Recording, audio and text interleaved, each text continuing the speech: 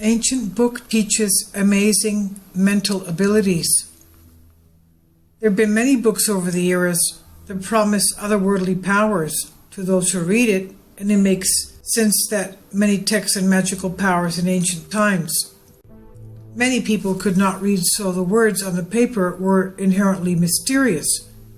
The knowledge gained by reading these texts provided otherwise unknown information and could hear the opinions of people long dead. All of this combined would definitely color how the masses saw certain books.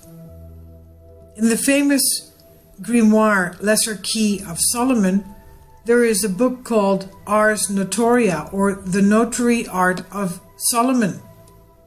This portion of the Lesser Key of Solomon is from the 13th century, though parts were written as early as the 12th century.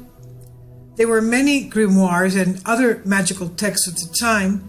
This one was more focused on prayers, meditation, and oral exercises rather than spells, potion, and rituals. The oldest of the texts found in the Lesser Key of Solomon, it promises a silver tongue, a perfect memory, and wisdom. As the book has gone through numerous and unauthorized revisions through the ages, it's hard to quantify its success. The original texts were written in mashup of ancient Hebrew, Greek, and Latin.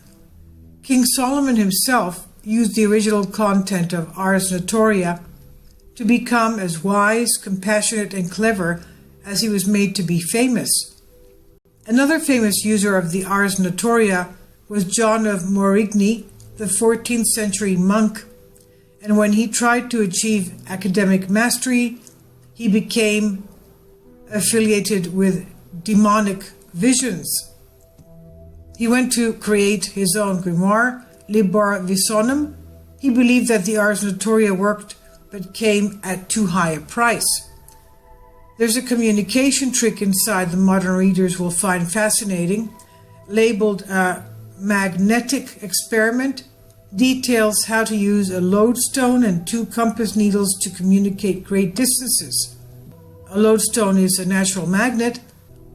If the 2 needles are rubbed against the same lodestone, the needles will be entangled. So in this way, if one needle moves, the other does as well. By placing the needles in the center of a circle of letters and pictures, 2 individuals across great distances could talk to each other by spelling out words. The book has many clever ideas and notions that were ahead of its time. It was also attached to prominent occult, though, and political names. All this combined with the fact that we discussed earlier that many people can't read led people to believe it had magical properties. The expansion of perspective and attainment of knowledge made others believe that the book itself was magical. If we're able to get an unabridged and original copy of the book, then our minds could easily be changed. Aleister Crowley